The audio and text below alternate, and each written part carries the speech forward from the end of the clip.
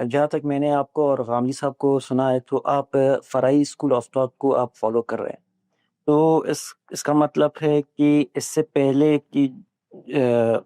یعنی آپ کسی اور منہاج کو درست نہیں مانتے سوائے فرائی اسکول آف تھاٹ کو، تو اسی وجہ سے آپ نے اس کو انتخاب کیا۔ تو میرا سوال یہ ہے کہ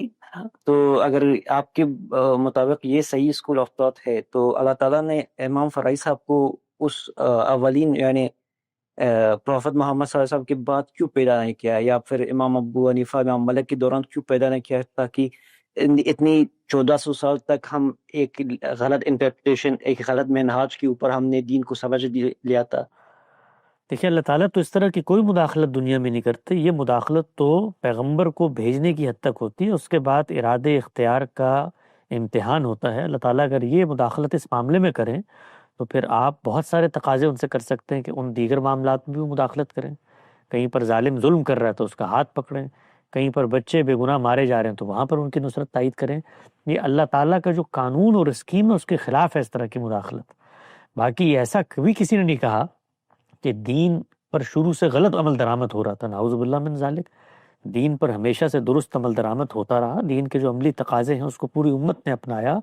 اور یہ دین کے جو بنیادی احکامات ہیں وہ تو ہماری فکری میراث کا حصہ بن چکے ہیں۔ ہمارے ہاں کبھی شرک کو بطور دین قبول کرنے کی کوئی بات نہیں کی گئی، ہمارے ہاں خدا کی شریعت کو ہمیشہ اپنایا گیا۔ یہ دین کی علمی تعبیرات ہیں جن کے اندر اختلاف ہوتا ہے، ورنہ پہلے دن سے آج تک کیا کسی نے کوئی 6 نمازیں پڑھنی شروع کر دی، کسی نے کوئی 2 مہینے کے روزے رکھنے شروع کر دیے، کسی نے حج کا موسم تبدیل کر لیا۔ پوری امت دین پر قائم و دائم ہے، اور اس کی وجہ کیا ہے کہ اللہ کے پیغمبر نے دین ایک قوم کے سپرد کیا تھا،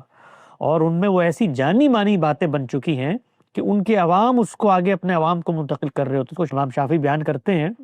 کہ تنتقل قافہ عن القافہ، یعنی یہ علم العامہ ہے اور جیل ان الجیل نسلیں اس کو آگے منتقل کرتی ہیں، تو دین کی یہ ہدایت بے کم و کاست آگے پہنچتی رہی، اس پر پوری امت نے عمل درآمد کیا۔ یہ علمی اپروچز کا اختلاف ہے، منہاج کا اختلاف ہے۔ جب آپ کو مسائل پیش آتے ہیں، قرآن و سنت کے باہمی تعلق کو آپ نے سمجھنا ہے، روایات آثار سامنے آتی ہیں، قرآن سے ان کی تطبیق تلاش کرنی ہے، اس میں یہ منہاج ڈیولپ ہوئے ہیں، چاہے ہمارا سلفی منہاج ہو، صوفی منہاج ہو، فقہی منہاج ہو یا فراہی منہاج ہو۔ تو یہ علم کی ڈیبیٹ ہے، اس سے نہ کسی کی نفی ہوتی ہے کہ پہلے لوگوں نے دین غلط سمجھا، وہ دین